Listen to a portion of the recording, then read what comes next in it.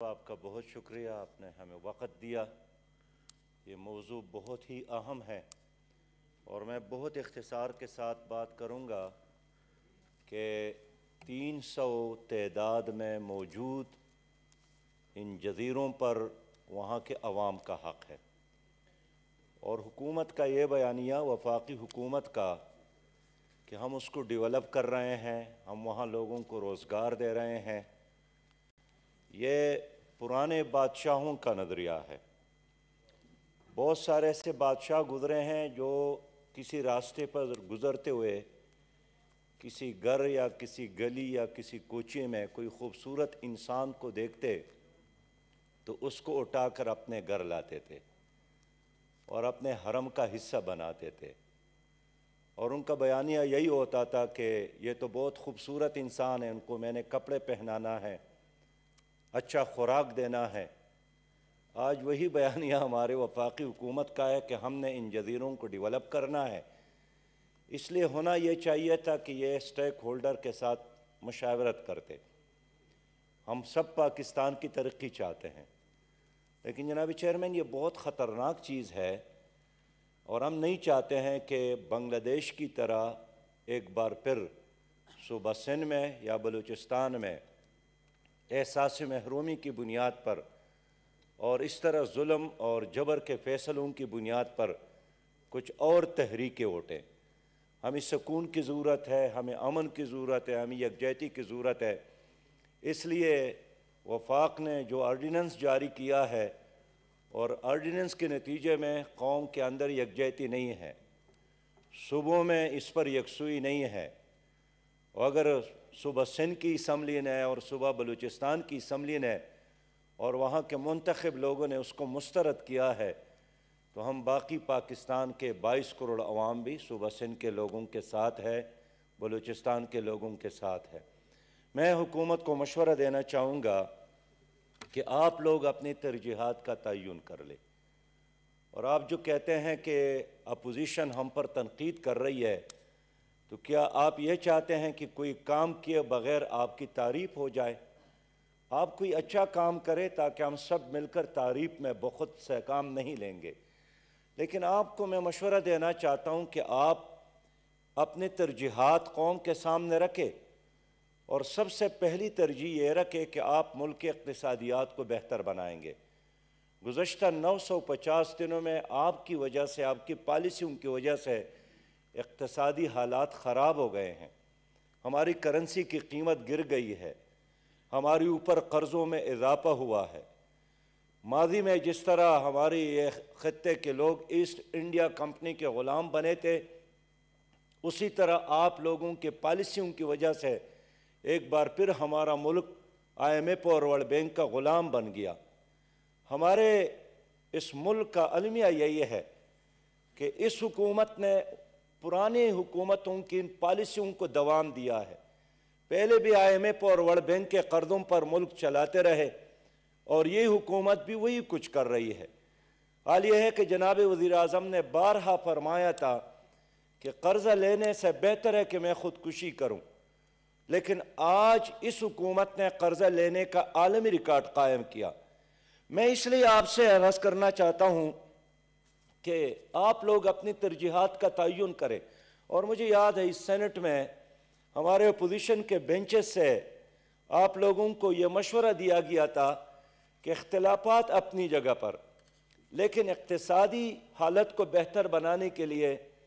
ہم اس کے لیے تیار ہے کہ ہم مل کر آپ کے ساتھ مشاورت کریں،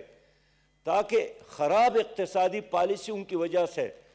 اگر کسی پاکستانی کا تعلق پیپل پارٹی کے ساتھ ہے، مسلم لیگ کے ساتھ ہے، جماعت اسلامی کے ساتھ ہے، NP کے ساتھ ہے، کوئی غیر جانبدار ہے، کسی بھی پارٹی کے ساتھ نہیں ہے، تو ان کی حالت بھی تباہ ہو جاتی ہے۔ اس لیے ملک کی اقتصادی حالت کو بہتر بنانا یہ ہم سب کی ذمہ داری ہے، لیکن ان 900 دنوں میں آپ مہنگائی کے خلاف، آپ جہالت کے خلاف، آپ غربت کے خلاف، آپ بے روزگاری کے خلاف نہیں لڑے۔ آپ اگر لڑے ہیں اور آپ لوگوں نے کوئی معرکہ سر کیا ہے تو اپوزیشن کے ساتھ لڑتے رہے، اپوزیشن کے خلاف بولتے رہے۔ آپ اپنے شام کے چینل پر آ کر اپنے بیانیوں کو دیکھیں، اس میں کوئی ہوپ نہیں ہوتا ہے، اس میں کوئی پروگرام نہیں ہوتا ہے، اس میں صرف اور صرف اپوزیشن کے خلاف الزامات اور اپوزیشن کے خلاف بیانیہ ہوتا ہے۔ میں اس لیے آپ سے درخواست کروں گا کہ آپ لوگوں نے وعدہ کیا تھا کہ ہم اداروں کو ٹھیک کریں گے، اس لیے کہ پیپل پارٹی اور مسلم لیگ اور پرویز مشرف کی حکومتوں میں ادارے تباہ ہو گئے ہیں، تو ہمیں بھی یہی یقین تھا کہ شاید آپ کچھ بہتری لائیں گے، لیکن پیپل پارٹی اور مسلم لیگ اور پرویز مشرف کی دور میں جس طرح ادارے تباہ ہو گئے تھے، آپ لوگوں نے اس میں کمی کے بجائے اس میں اضافہ کیا، اور بالآخر ہم یہ دن بھی دیکھ رہے ہیں کہ سٹل مل جیسا ادارہ جو ایشیا کا سب سے بڑا ادارہ ہے، جو ایک بہت بڑا تحفہ تھا ہمارے ملک کے لیے، لیکن آج آپ لوگوں نے اس میں 4500 سے زیادہ مزدوروں کو نکال دیا۔ میں کراچی گیا تھا تو سٹل مل کے مزدور اور ان کے ملازمین کے بچے بھی سڑکوں پر بیٹھے ہیں اور بھیک مانگنے پر آپ لوگوں نے مجبور کیا ہے۔ آپ لوگ پی آئی کو بہتر بناتے، ہم تعریف کرتے، آپ لوگ ریلوے کو بہتر بناتے، ہم تعریف کرتے، آپ لوگ وابڈا کو بہتر بناتے، ہم تعریف کرتے، لیکن میں جانتا ہوں مسلم لیگ کے دور میں بھی اس طرح بجلی فیل ہو گئی تھی، بریک ڈاؤن تھا، سب کچھ تھا، لیکن وہ کسی ایک علاقے تک محدود ہوتا تھا۔ آپ لوگوں کا ایک کارنامہ ہے کہ پورا ملک اس وقت اندھیروں میں ڈوب گیا، سیاست بھی اندھیروں میں ڈوب گئی ہے، ملک بھی اندھیروں میں ڈوب گیا ہے۔ میں پھر کہوں گا کہ آپ کوئی ترجیحات کا تعین کرے۔ آپ لوگوں نے کہا تھا کہ میں کشمیر کا سفیر ہوں، میں پوچھنے کی جسارت کرتا ہوں کہ آج کشمیر آپ کا کہاں ہے؟ اس پر انڈیا نے قبضہ کیا ہے، وہ انڈیا کا حصہ بن گیا ہے۔ آپ لوگوں نے وعدہ کیا تھا کہ ہم صوبوں کو حقوق دیں گے، 900 دن تو گزر گئے، آپ این ایف سی ایوارڈ نہیں دے سکے۔ آپ کو پوچھنا چاہیے تھا کہ دینے کا کیا طریقہ ہے، ہم آپ کو راستہ بتاتے، ہم آپ کو مشورہ دیتے، اس لیے کہ مشورہ دینے میں ہم بخل سے کبھی کام نہیں لیں گے، ملک کے لیے، قوم کے لیے، لیکن آج آپ این ایف سی ایوارڈ نہیں دے سکے۔ جنابی چیئرمین صاحب، مجھے بس چند منٹ دے دے، میں بات کرنا چاہتا ہوں۔ انہوں نے وعدہ کیا تھا کہ ہم قبائلی علاقوں کو ضم کرنے کے بعد اس کو پشاور اور اسلام آباد اور کراچی اور کوئٹہ جیسے ترقی دیں گے۔ آج ہم ان علاقوں میں جاتے ہیں، ایون لیڈر آف دی ایوان یہاں پر بیٹھے ہیں، وہ لوگ پوچھتے ہیں کہ وہ وعدے کہاں گئے،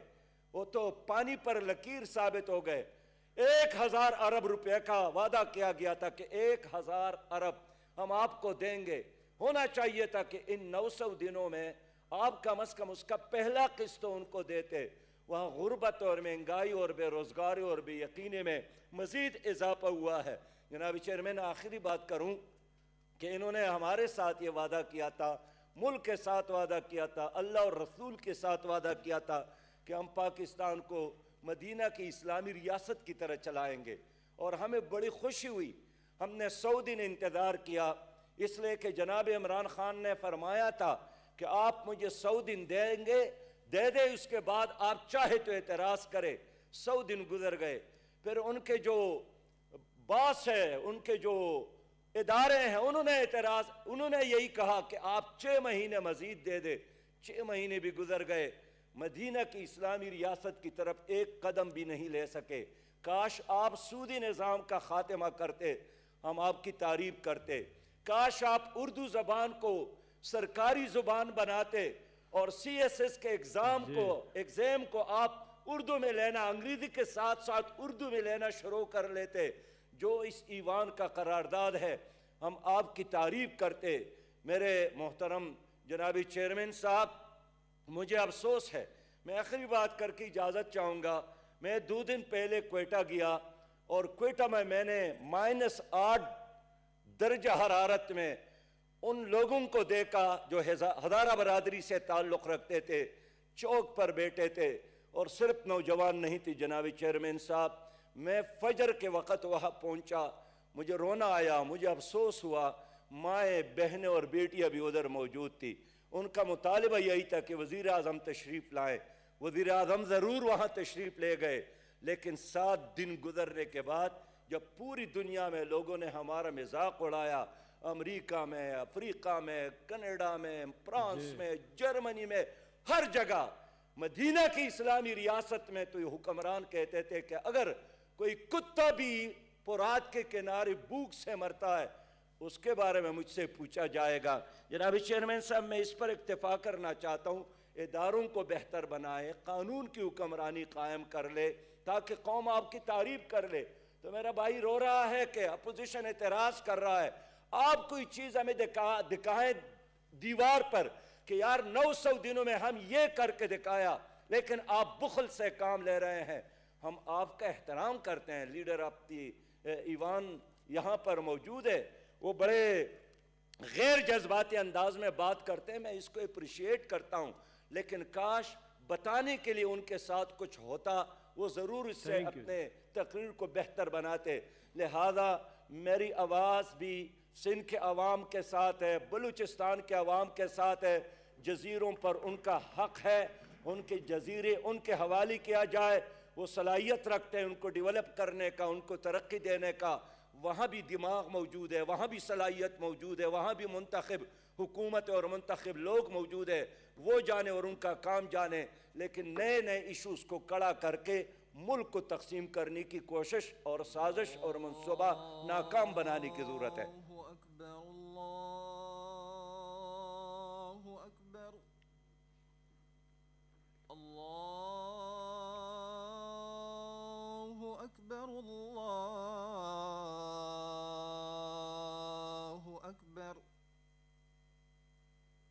أشهد أن لا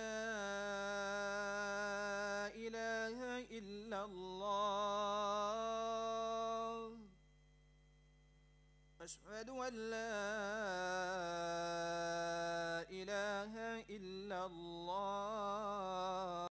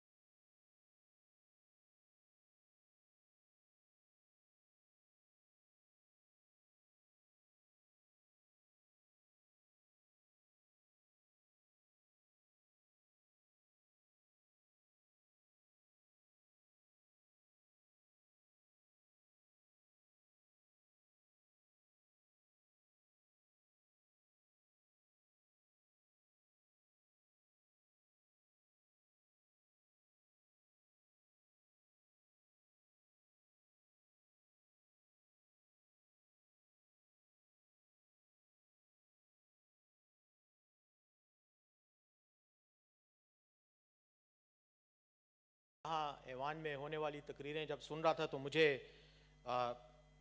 اردو ادب کی ایک اقتباس